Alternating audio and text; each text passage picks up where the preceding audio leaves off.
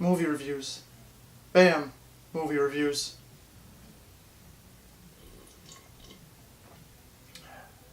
Yeah, it doesn't work so well.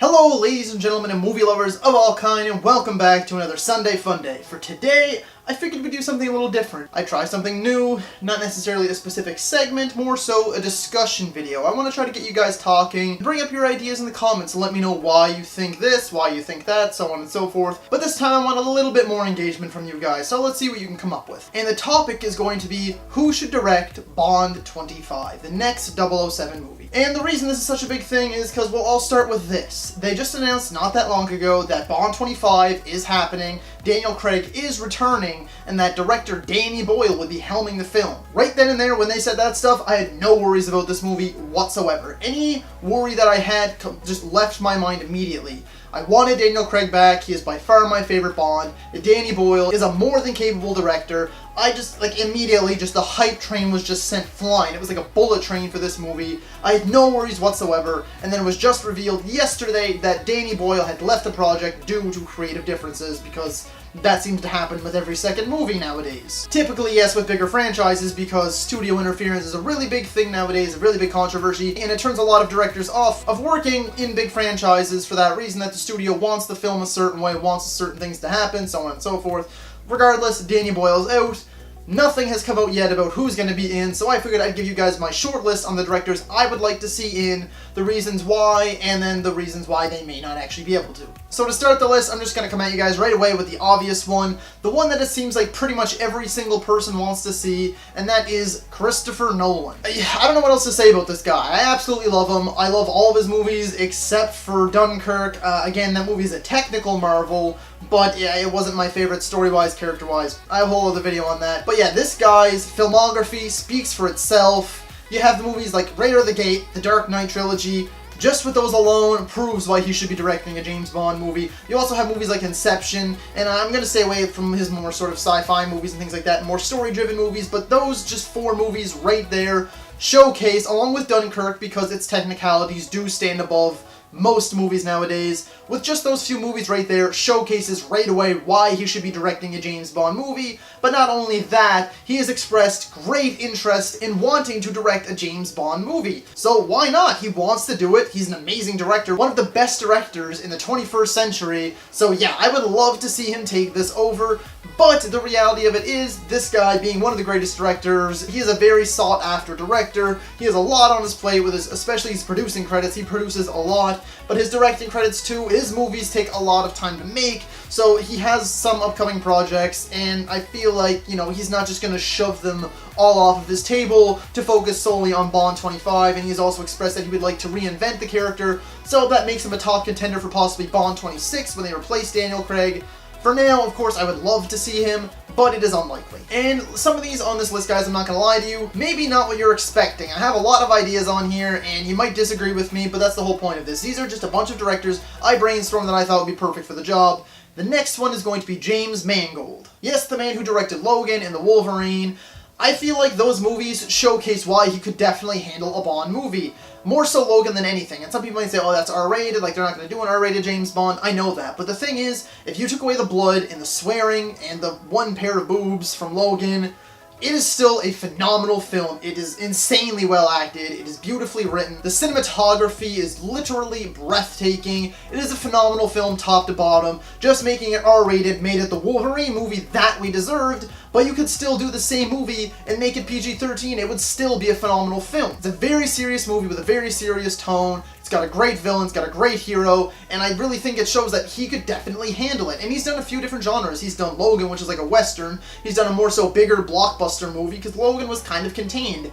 The Wolverine at least traveled a little bit. That's the bigger blockbuster movie, and that was the PG-13 one.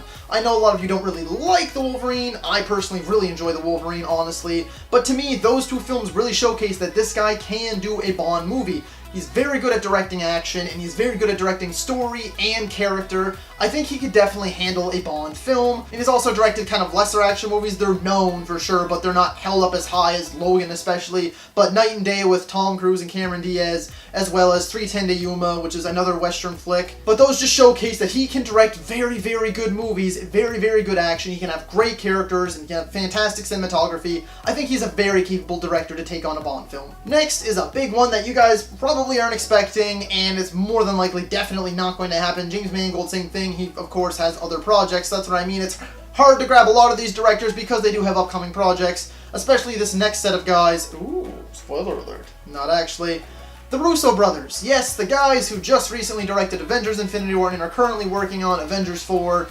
The reason that they will not be able to, I would dare say, is because they're currently working on Avengers 4. But the thing is, by the time Bond 25 is actually ready to start production, Avengers 4 will probably be already out, and as far as I'm concerned, they haven't announced anything else that the Russo brothers will be working on, maybe a few producing credits, but nothing else really directing, at least with the Marvel Cinematic Universe. The reason they can do this is because, I'm not even going to go on about any of the other films, Avengers Infinity War, Captain America Civil War, they stand out on their own, but I'm going to go with the Marvel movie that probably has the least amount of superhero things in it, and that is Captain America the Winter Soldier. Guys, if you strip away the superhero stuff from this, if you gave the Winter Soldier just a regular arm or a regular prosthetic arm, you took away the Super Soldier Serum from Captain America, and you have a fantastic spy film.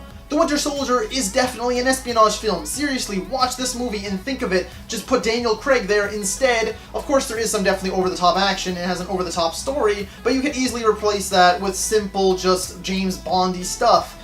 It is definitely an espionage movie, guys. It is definitely a spy thriller movie that doubles as also a superhero movie. And I think that they are definitely, for sure, just with Winter Soldier alone, far more than capable of handling a Bond film. Highly unlikely, I know, with all the Marvel stuff going on, even after Avengers 4 releases, they're not just going to drop everything. They're going to do their press tours, they're going to do their interviews, they're going to do the commentary for the Blu-ray. They're very busy guys, of course, and they're going to be very, very looked for after the success of Avengers Infinity War, Captain America Civil War, and the undoubtful success of Avengers 4. But I think it would be really cool to see them, like, remake a Winter Soldier movie, just instead of superheroes, it's James friggin' Bond. Next is Christopher McQuarrie. Yes, the director of Mission Impossible Fallout and Mission Impossible Rogue Nation. I just said those two. You should know exactly why he would be perfect for the choice to direct the next Bond movie. Those two movies alone showcase just how incredible of a director this guy really is. They are spy thriller action movies. Now, of course, I do not think that Daniel Craig would be doing the crazy ass stunts that Tom Cruise does, but if you even cut back on the stunts, those movies are still very, very good movies. They are so well shot. Holy crap, are these movies good looking. The stories are super intriguing, and they are definitely spy movies. So tell me why he couldn't direct Bond 25, because I honestly can't find a reason that this guy would not be able to handle a Bond movie. Not only that, but make possibly the best Bond film to date. And he definitely showcases that he can jump into a franchise and still do something new with it and still keep it in the same franchise, because he jumped in with the 5th Mission Impossible movie and the 6th, and they still just honestly follow right in line. They do their own thing, and they're probably the two best. They got the top 2 on my list for the ranking video of the Mission Impossible films, so you know, there you go. Although the downside of it is that after directing Mission Impossible Fallout, Christopher McQuarrie said that he's probably going to be stepping away from the spotlight in big blockbuster films for a little while and focusing more so on indie films. So yes, it is unlikely he would take on a big movie like this, but maybe, you know, who knows, maybe the Bond movies are some of his favorite. Maybe he grew up on them. Maybe he's always dreamt of directing a Bond film and he just hasn't told anyone. So who knows where that could go. Next is one that you also might not be expecting, and is director Ryan Coogler. Yes, the director of Black Panther and Creed. I think this guy would do an amazing job. Those two movies are the ones that he is primarily known for. Just look at them, seriously. He's proven that he can do a very down-to-earth story, almost a gritty-like PG-13 boxing flick with Creed. He got Sylvester Stallone an Academy Award nomination. Sylvester friggin' Stallone! And he just showcases what a beautiful film he can make. Creed just came off as this poetic and just phenomenal boxing film with great story, great characters, phenomenal acting, and is such a well-shot movie as well. And then you look at Black Panther, again, he is showcasing that he can jump into an already established franchise, make his own thing while still having it fit in line. And as well as Creed, actually. He jumps right into a franchise, made it his own, still fits perfectly. So he can show that he can make his own thing, but also still be in line with these franchises. He can make these beautiful, beautiful films. Some of the most highest regarded films in recent memory are from Ryan Coogler, and honestly, he is a huge Michael B. Jordan fan, of course. before, so I would not be opposed to whatsoever seeing Michael B. Jordan take on the villain of the role in this movie. After seeing him as Killmonger, I have no doubt he could do it. Or if he even wanted to be alongside James Bond, like even if he wanted to be like, you know, related to Naomi Harris or dating Naomi Harris or something like that, and have the three of them go off on an adventure, I'd be perfectly fine with that as well. Ryan Coogler, his direction is so phenomenal. Just look at the whole casino/bar scene in Black Panther, how just fluent the camera movement is, how wonderfully shot that whole scene is, the choreography and everything. It looks real, it feels real, it sounds real. Now just imagine that with James Bond. The next one on the list is Martin Campbell, simply because he started the whole Daniel Craig James Bond series with Casino Royale. Some people think that's the best one. I personally think I like Skyfall like a touch more, but it only seems fitting that he would end Daniel Craig's run as Bond just as he started it. If we just got Casino Royale 2.0, hey, I'm happy. Next is Denis Villeneuve. Now, I'm not going to go very much into this because I know that he definitely would not be able to direct it, because he is currently directing the two-parter Dune remake. He's going to come out with 2 films. That'll probably take up the next couple of years at least for him, maybe even more than that, so it's highly unlikely that he will direct it. But again, he's shown that he is far more than capable. He's probably the second biggest fan favorite right now. A lot of people want to see him do it. Hate to tell you, but he's just plainly not. He's not going to drop Dune. He's been working on this and trying to get it off the ground for years and years. Now it's finally going. There's no way he's going to scrap it for a Bond movie. But yeah, you have movies like Sicario, which I know I'm not a huge fan of, but like I did say, the action is so well shot. So of course, if you were able to bring that to Bond, perfect. He has Blade Runner 2049, he has Prisoners. He showcases that he can really nail every single aspect of a film, from the cinematography to the writing to the acting to the action, the sound design, everything. He can absolutely crush it. He is one of the most superb directors of the last 5 years. He is one of the most established directors of the last 5 years, and again, even after he finishes Dune, I'm sure people are going to be trying to grab this guy for their next big thing. But right now, Dune is his priority, so you can pretty much not even think about him directing this. But, you know, it would be pretty freaking awesome. Next is Alfonso Cuaron, the guy who directed Gravity, Harry Potter and the Prisoner of Azkaban, as well as Children of Men. Again, highly doubtful, but he shows that he can jump into a franchise like Harry Potter, make it his own while it still fits. For a lot of people, including myself, I'm pretty sure that Harry Potter and the Prisoner of Azkaban is my favorite of the Harry Potter franchise. If not, then it's the last movie. But regardless, Harry Potter and the Prisoner of Azkaban definitely stands out on its own. But again, feels very well and established in the line of the other Harry Potter films. And you can just look at something like Children of Men, and it showcases that he can do the action very well, and he can do the tone of a Bond film very well. Again, just his cinematography is one thing that I definitely adore. The way he knows how to just move the camera, and it just feels very natural. The tone of his movies are shown extremely well. He's definitely a very good directing choice for this movie. Again, unlikely, but I would love to see it. Next is Chad Stahelski. He's only known for being a stuntman until he did John Wick Chapter 2, and the upcoming John Wick 3 Parabellum. I would love to see him take on this role after John Wick 3, because I think by the time John Wick 3 is out and everything, that's when this movie would be starting production. Again, unlikely, because I'm sure that he's probably going on to something else afterwards. But seriously, John Wick is like a spy movie. It's not a full-on spy movie, it's more so an assassin, hitman type of movie. But it has the look, it has the feel, and it has the style of a James Bond movie. All they have to do is just cut back on the gore, keep the gunplay, keep the wide shots, keep the beautiful car chases, throw Daniel Craig in instead of Keanu Reeves. Hell, make Keanu Reeves the villain or something, honestly. And then you would have a perfect James Bond movie, in my mind. He has shown that he knows how to do this stuff. Like most people said, you know, like people were like, alright, John Wick, whatever, it completely flew under the radar because it was directed by a stuntman. But hey, look, here we are going on John Wick 3, and it's one of the most anticipated movies of next year. I would love to see Chad Stahelski's name at the end of Bond 25. Dead serious, guys. I think he could definitely kill this. And next one is another one that's highly unlikely, and that is Sam Mendes, the one who just directed Skyfall and Spectre.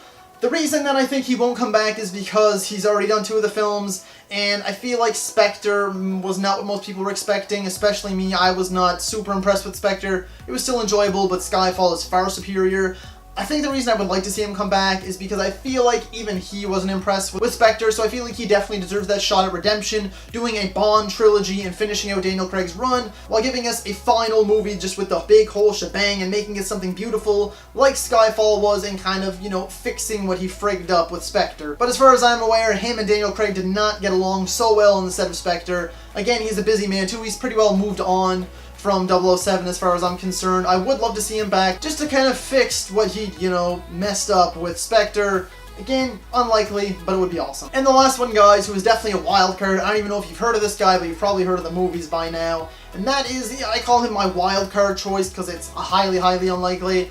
But it is Gareth Evans. No, not Gareth Edwards, the guy who directed Godzilla and Rogue One, a Star Wars story. Gareth Evans, who directed The Raid Redemption and The Raid 2. Yes, I am aware these are foreign films, but they are some of the best action movies of all time. I do not care what you say. The Raid Redemption, a little lesser so because, you know, it was a low-budget film, but The Raid 2 is one of my favorite action movies of all time. So I would love to see him do this, and he's actually currently rumored to direct a Deathstroke movie based on the Batman villain. So for sure, if you just look at the Raid movies, you know that he can definitely do a Bond movie. Not a problem whatsoever. Of course, again, it all kind of lands on Daniel Craig, so I do not think that he would do the stunts that Tom Cruise would do. I do not think that he would do the stunts that Chad Stahelski would require. And I don't think he would do a lot of his own fighting for what Gareth Evans would like, you know, from The Raid, because all those guys do their own fight choreography. They train for months on end to make sure they're making the hits look real, but not actually hitting each other, or at least not actually hitting each other that hard.